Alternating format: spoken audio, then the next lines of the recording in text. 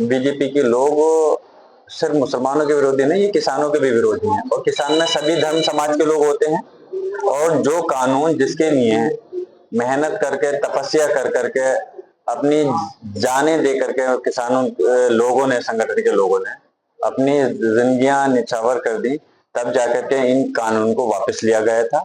मुझे अफसोस है कि बीजेपी के सांसद होते हुए इस टाइप की बात कही जा रही है कि वो कानून को लागू कराना चाहिए। लागू कराने के लिए कहा है ना, तो इस टाइप की जो सोच है, ये मानसिकता ये दर्शाती है कि बीजेपी के लोग जो है वो किसान के विरोधी हैं, और इसलिए किसानों ने इस लोकसभा के इलेक्शन में उनको सबक सिखाने का प्रयास भी किया है। आने वाले समय के अंदर जो रही कसर है वो दूर हो जाएगी। अब आप देखें, बीजेपी के ही विधायक और मंत्री इस चीज को उत्तर प्रदेश के अंदर भी चीख करके कह रहे हैं कि उत्तर प्रदेश के अंदर तानाशाही चल रही है, पुलिस अपना प्रशासन कमीशन ले रहे हैं। आगरा का आप मामला होगा, आपने देखा होगा कि कमिश्नरेट को कहा नहीं, वो कमीशन का रेट है उस जगह। पीलीभीत के विधायक के पिताजी ने इस तरह की बात की। तो मैं पूछना चाहता हूँ कि आप योगी महाराज जी क्या उनके घरों पे भी बुलडोजर चलवाएंगे अपने विधायकों? तो आप वो चीज देखें कि यकीनन अब अगर इस बात को कोई विपक्ष का विधायक या सांसद कहता तो ये बात होती कि ये लोग सरकार की मुखालफत कर रहे हैं, सिर्फ इसलिए प्रोपेगेंडा कर रहे हैं। अब इनकी पार्टी के विधायक और जब मंत्री इस बात को कह रहे हैं तो यकीनन सरकार को आप समझना चाहिए कि उसकी तानाशाही खत्म होनी चाहिए, और जो कानून व्यवस्था और जो इस सरकार को वो नहीं चला रहे, नेता नहीं चला रहे, मंत्री नहीं चला रहे, बल्कि अधिकारी चला रहे हैं, इस चीज पे रोकथाम लगनी चाहिए।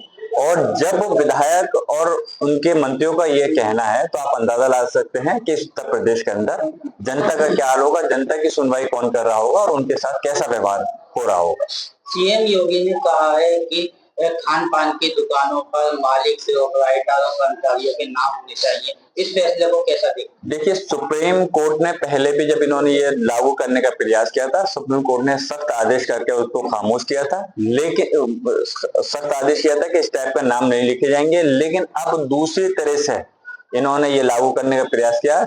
मैं यही कहूंगा, बीजेपी सिर्फ हिंदू मुस्लिम के बात पे आकर के अटक जाती है, इसके अलावा उसके पास कोई चुनाव लड़ने का, राजनीति करने का कोई मुद्दा नहीं है, ना विकास का है, ना कानून व्यवस्था का है। इसलिए इस प्रकार की बातों पर बीजेपी का कुछ और दूसरा राजनीति करने का मुद्दा नहीं है। अब उनको समझना चाहिए और इन बातों से हटकर कर करके जनता की, आम जनता के बारे में सोचना चाहिए। नहीं तो जिस प्रकार ये उत्तर प्रदेश के अंदर इनका 43 सीटें गठबंधन की जीती हैं, आने वाले समय में 2027 के चुनाव में मैं इंशाल्लाह गारंटी से कहता हूं कि समाजवादी इंडिया गठबंधन की सरकार एक मजबूती के साथ में बनेगी और भारतीय जनता पार्टी का सुपड़ा साफ होगा।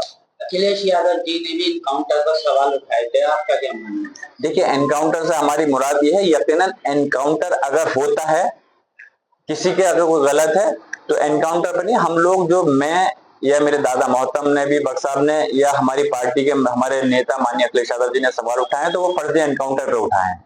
जो ये फर्जी एनकाउंटर पुलिस कर रही है ये बहुत गलत है, और जो सिर्फ झूठी शान के लिए फर्जी एनकाउंटर करते हैं अपने प्रमोशन के लिए, इन लोगों की जांच होनी चाहिए। और जांच किसी पुलिस के अधिकारियों से नहीं, बल्कि मजिस्ट्रेट कोर्ट के, न्यायालय के जो रिटायर्ड जज हों उनके उससे होनी चाहिए। और इसमें जो भी संलिप्त पाए जाएं अधिकारी, जो फर्जी एनकाउंटर जिन्होंने किए हैं, उनके खिलाफ मुकदमा दर्ज होने चाहिए और उनको जेल की सलाखों के पीछे होना चाहिए। अगर ये सरकार नहीं करेगी तो जब समाजवादी पार्टी की सरकार आएगी, मैं एनकाउंटर की बात नहीं कर रहा, फर्जी एनकाउंटर की बात कर रहा हूँ, जो फर्जी एनकाउंटर करे हैं उनकी जांच कराई जाएगी, और जांच करा के जो भी अधिकारी इसमें संलिप्त पाए जाएंगे उनको उनकी सजा भुगतनी पड़ेगी। हमसे जुड़े रहने के लिए हमारे YouTube चैनल को सब्सक्राइब करें और नई वीडियो की नोटिफिकेशन के लिए बेल आइकॉन को दबाएं। अगर आप ये वीडियो Facebook पर देख रहे हैं तो लाइक जरूर करें और ज्यादा से ज्यादा शेयर करें। धन्यवाद।